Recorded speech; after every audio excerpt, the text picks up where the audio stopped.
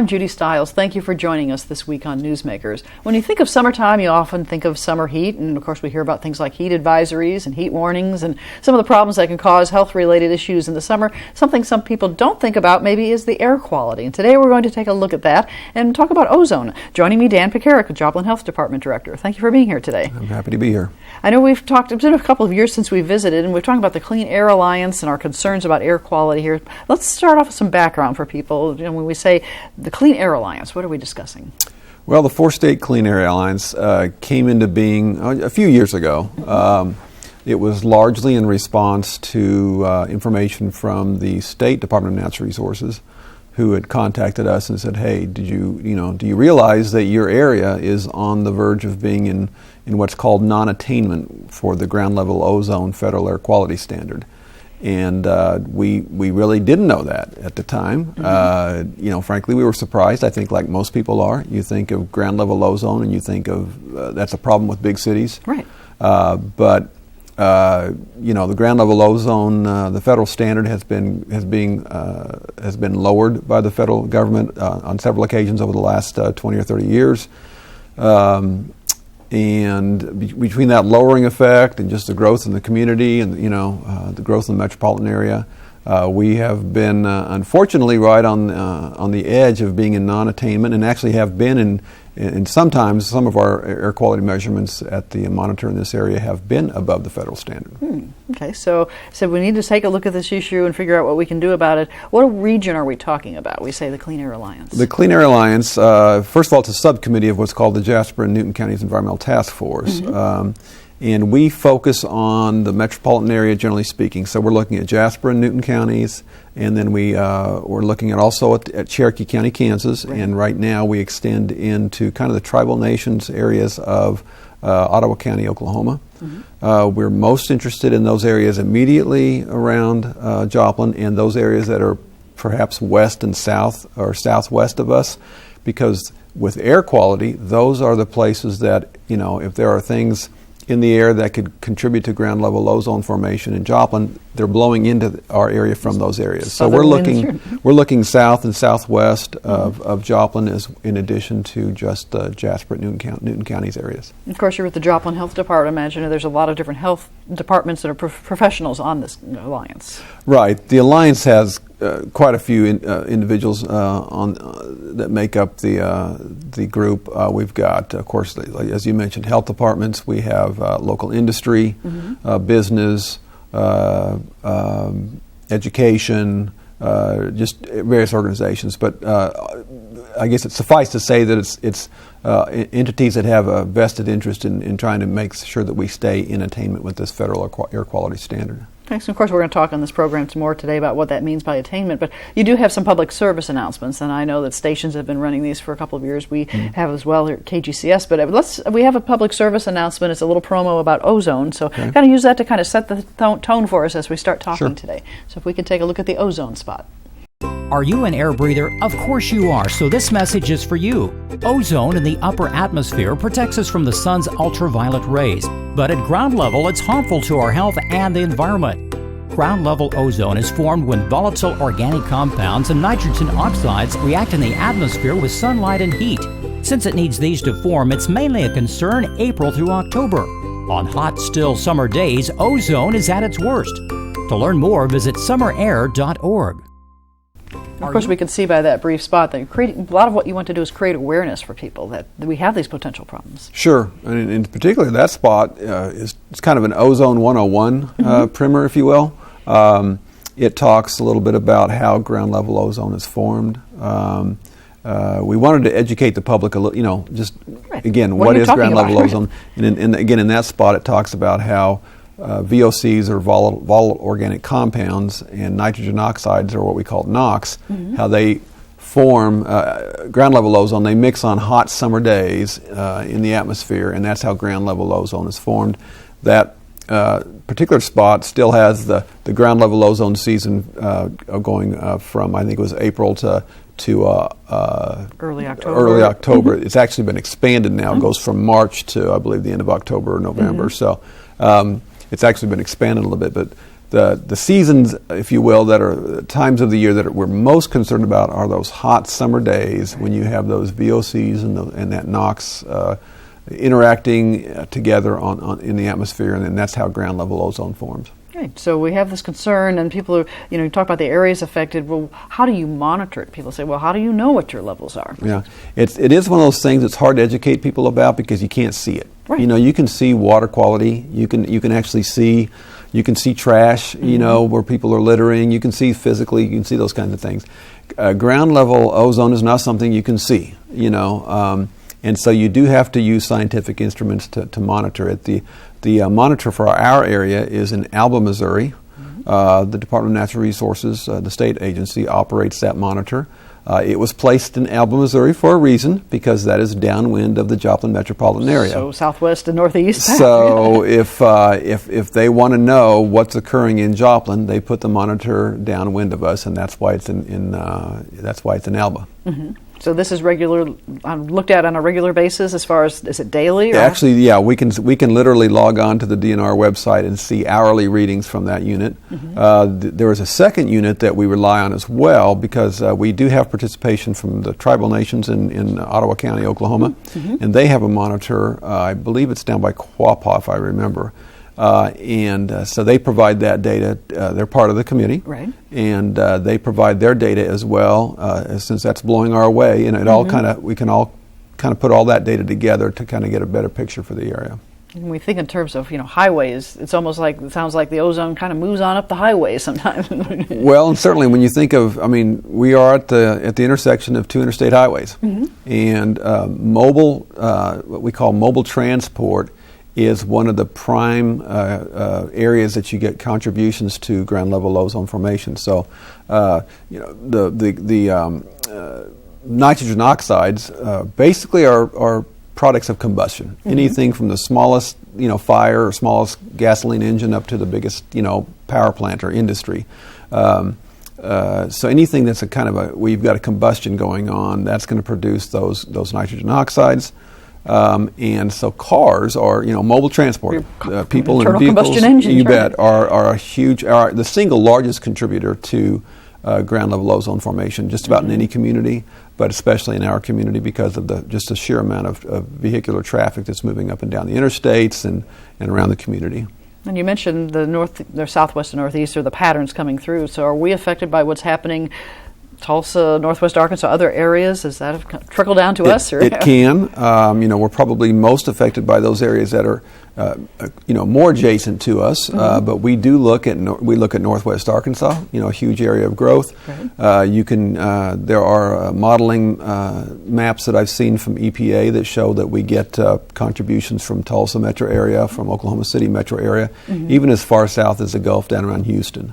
So some of what we have, sometimes what we have being monitored or found at our monitor in Alba could conceivably be from outside of our area of control, if you will. Right. But that shouldn't stop us from wanting to control what we can in our area, and that's what this committee is really about: is trying to provide that information to the public about what are the simple things that they can do to maybe help with the problem. Okay. And I know you have some more PSAs. There's one that focuses on fuel. Mm-hmm. Are you an air breather? Of course you are. I'd guess you'd like to save money too. Here are 3 easy steps to save money and help the air we breathe. Refuel in the evenings. Cooler temperatures means more goes into your car and less into the air. Stop at the click. Filling past the click only puts fuel in the hose, not your car. Keeping your vehicle maintained and tires properly inflated saves fuel. Follow these 3 easy steps to save money and help repair our summer air. To learn more, visit summer.air.org.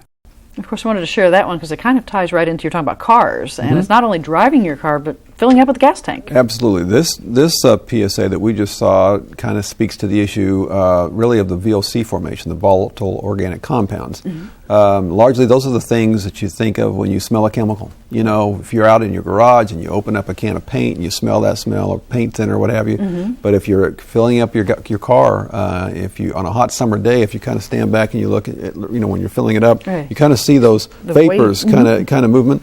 Well, that's gasoline volatilizing into the atmosphere. And so the hotter it is, the more it's going to do that. So that's why we're talking in the PSA about simple things such as filling your car up in the evening or the morning. That's when it's a little bit cooler. You're not going to have as much volatilization of the gasoline.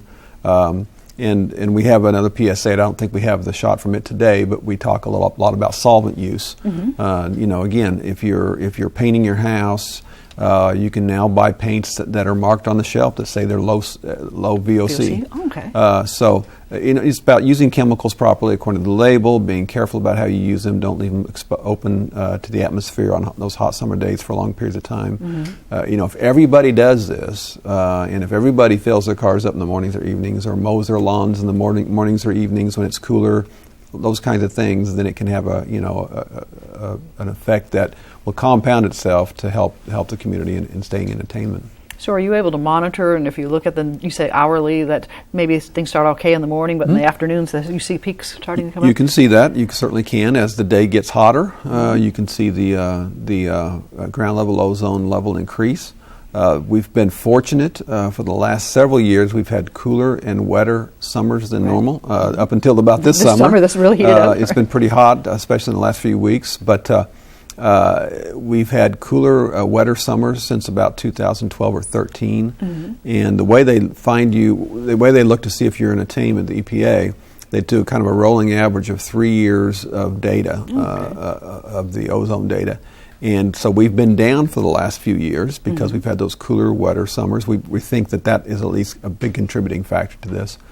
We'd like to think that some of the work that we're doing is helping, but we also recognize that weather plays a huge role in this. We can do something. There's some things we can control. Things that we can do are individually. Right. But some things are out of our control, such as the weather. The weather and conditions, and with summertime, you think about the heat and the humidity is probably really worse when you have those still days versus the wind blowing around and making a windy day. It is when you have the winds. It tends to dissipate things, move it around, breaks it up a little bit. But on those hot, still days, you tend to have the worst conditions. We were talking before the program today about the St. Louis metro area. Right. We can see the monitors from that area, that metro area, as well as Kansas City and all across the state as well. And they've been struggling this summer. They've got several days where they've had monitors that were above the federal standard. Whereas so far this summer here in the Joplin area, we've been below the standard, and we hope that will continue through the rest of the summer. But we still have a long ways to go. Summer still has to come through, and there's plenty of heat ahead. Right. And I guess you mentioned at the beginning of the show, it's hard for people to see something like ozone. You think of a big city, whether even Los Angeles, where you have the smog hanging over the city, and they say, well, they've got air pollution. But you don't necessarily have to have that smoggy look to have air pollution or ozone problems. Right. You see the haze associated with the larger cities, and while a portion of what you may not necessarily be seeing it, but what is still there is ground level ozone. Right. So it is something that's hard to educate the public about because number one, I don't think that they believe that can be a problem in Joplin, Missouri, and number two, that it's not something that you can readily see. So some basic tips for people, you mentioned as far as fueling up your cars. What are some other things? You mentioned lawnmowers. So what should people, everybody have a lawn, you have to have it mowed sometime. Right. Well, again, since we know that the ground level ozone formation is more likely to occur in the peak hours of the day when it's the hottest. So we try to encourage people, as we were talking about filling your car filling your car gas tank early in the morning or late in the evening. We also encourage people to, if you have to do lawn work, mow your yard earlier in the day or later in the day, because while you're still having combustion of those engines, whether it's in the morning, noon, or night, at least the earlier and the later in the day, it's cooler. Right. So we're going to not have as much ground level heat ozone won't react formation. with it as much. There's not as much heat there for the reaction to occur. And it talked about keeping your cars, any kind of gasoline engines, tuned up well. We have a PSA that talks about things you can do around the home, such as turning your thermometer, up a little bit in the summertime. Turn that, instead of running your AC at 72, maybe set it at 74. Does that go back to the fact that there's a power plant burning to generate? They're not having to generate as much power. you can leave electrical appliances unplugged that you really don't need, because if they're plugged in, if they're just sitting there and you don't realize it, they're using some power, which again speaks to electrical generation. We talked about a little bit about solvent use in the garage, being careful to use solvents properly, trying to buy low VOC type products such as paints, that can help. So there's lots of things that individuals can do, that small businesses can do. The large corporations, the large industries, those are already regulated by EPA. So we really don't spend any time really looking at that too much. So anybody that might be kind of a smokestack industry, they're already being watched. They're already being watched. And while we do have, we have two, we've got Carthage Water and Electric and Empire Liberty as part of our coalition, and they do things to try to reduce what's going up their stacks, obviously. We largely concentrate on the individual, small businesses that aren't really being regulated. Motor vehicle transport, again, we talked about that, is the single largest contributor to ground level ozone in the area. And so just trying to make sure that people keep their cars tuned up, drive them, only as much as you need to. If you can ride the bike or take a, walk on the sidewalk and do things like that, that's going to help as well. Right. Well, I know you have some statistics or some graphs, I guess, that can show some people some numbers.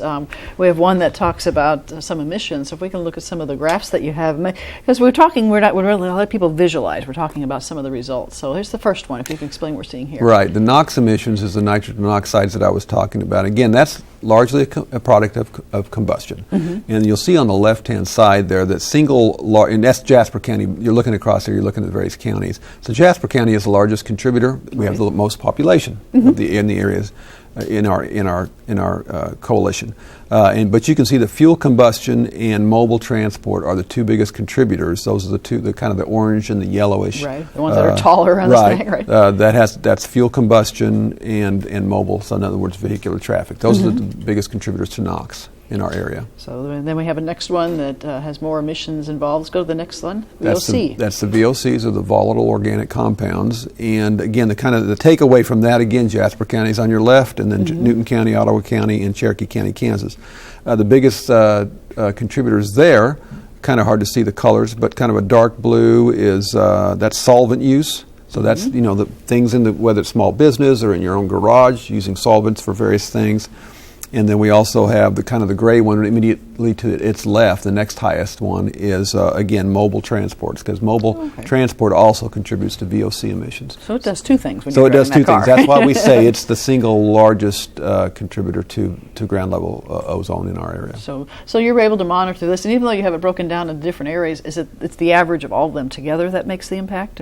Certainly. We're looking, we've got Ottawa County and Cherokee County included, because what's occurring there on a hot summer day is coming our way, especially down in Ottawa County or even points south of us.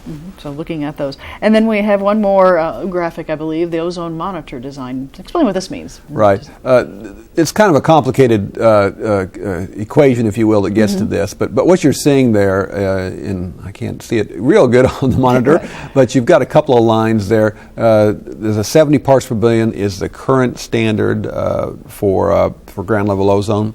And you can see the two lines dropping. One is the monitor from Alba, I believe that's the red one, and the other monitor is the line just below that, and that's from the monitor in Miami, Oklahoma, Quapaw area. So two areas being compared. And there. so they are both dropping. The upper line, I think kind of a yellow line, is the earlier standard of 75 parts per billion. And I told you that the federal government had just dropped it back in, I think, October of 2015 to 70 parts per billion. So luckily, we have been dropping. And I also mentioned that what they look at is kind of a rolling 3-year average, and so each of those points as you're moving from left to right on the axis is a 3-year rolling average, and so we have been dropping since about 2012 or so in our levels, and that's good news. Now, what we don't want is to think we're everything's fine. We don't have to do anything. Get complacent.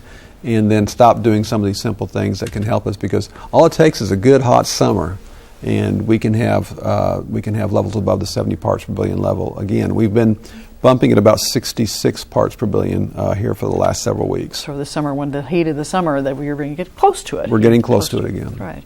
So people might ask, well, what happens if we go over that 70? Or 72, 71, whatever, one day. What happens? Okay. Well, right now we are in the part of the Missouri that is considered in attainment with the standard, and so we're in good shape. If you go into non-attainment, then you can, if you've ever been gassed up in a big city, in St. Louis or a very large city, that might be in a non-attainment area. You see those boots on the gas pumps? Yeah, they kind of seal your tank, right? So we were talking about seeing the vapors from the gasoline earlier. Well, that's there for a reason. It puts a negative, kind of a negative pressure on that, and it captures those vapors so they can't emit into the atmosphere. So you can have things like that can be mandated by EPA upon businesses.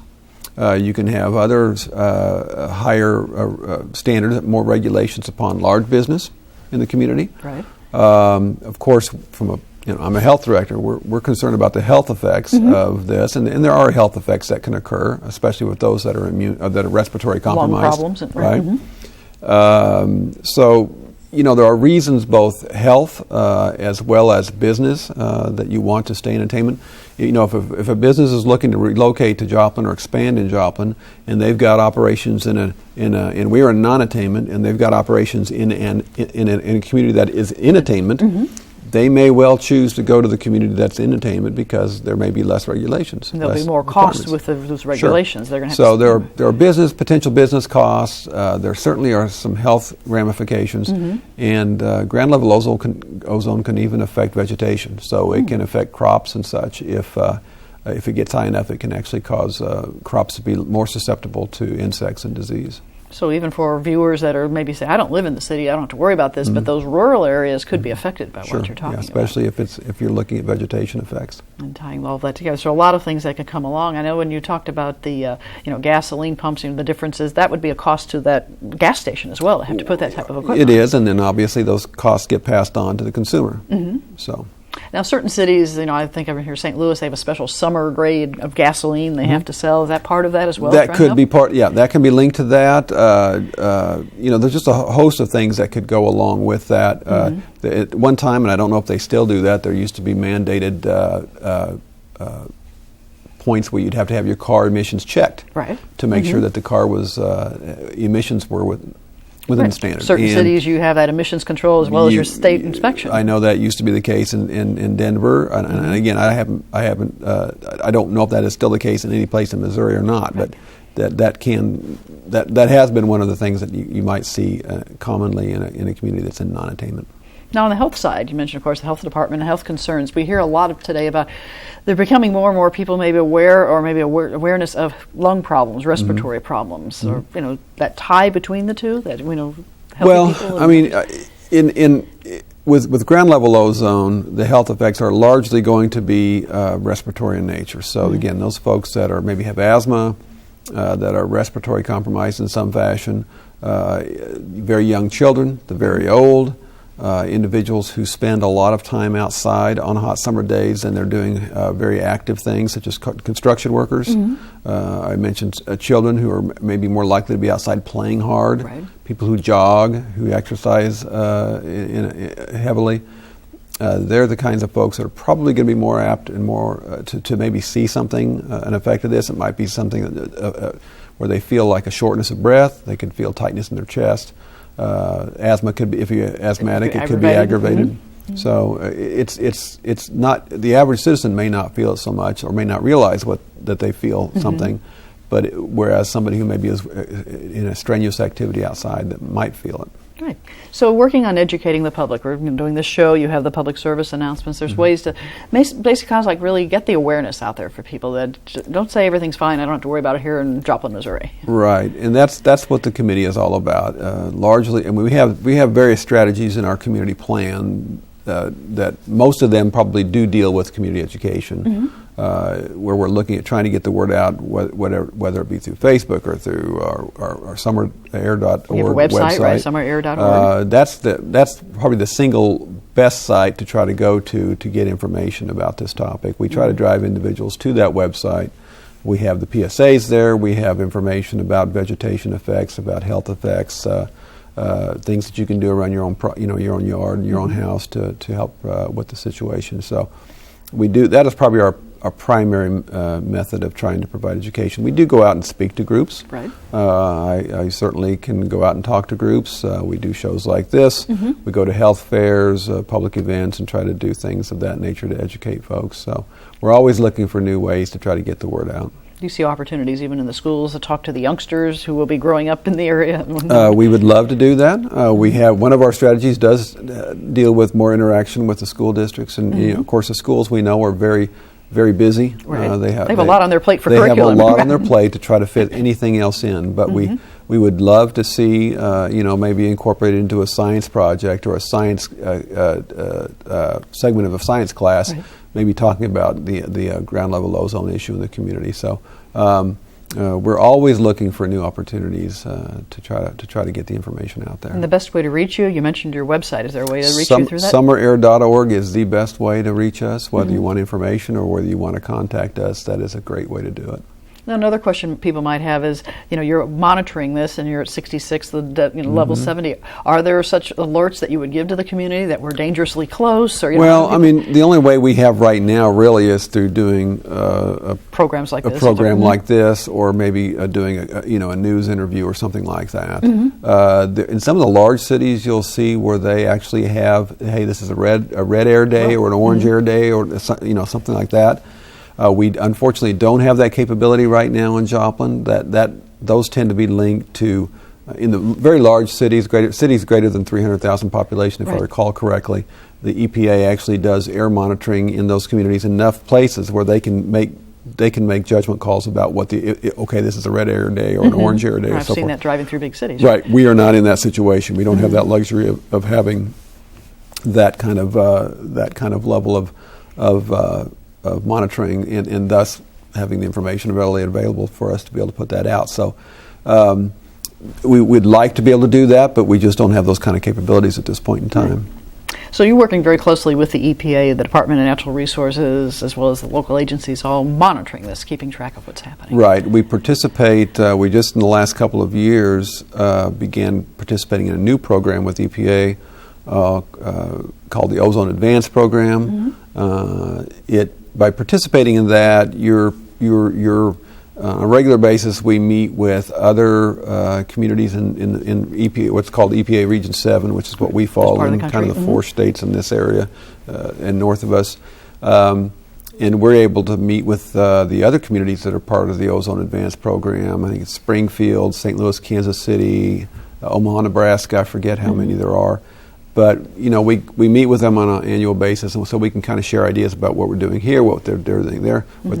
I think we may be the smallest community in that program right now, in Region 7, if I remember right. So we are kind of on the learning curve, trying to learn from some of those bigger communities, some of the things that they're doing. I think what we've done has been pretty out there. I mean, our summerair.org website I'm very proud of, and some of the PSAs we've been able to do. So I think we've done a good job with very limited resources, but we do by participating in the Ozone Advance Program, we do get information from EPA, a little bit faster maybe than we might otherwise. We might get information about grants that might be available, and again, by participating in with the state agency, the Department of Natural Resources, they know us, we know them. There's no surprises. They participate in our regular coalition meetings. So that we just have a better, more open dialogue going on about the issue. Keeps from getting caught by surprise about anything. Yeah, like that phone call that I got several years ago from them saying you might be in non-compliance. Right. So always being aware and always being able to share that information and so forth.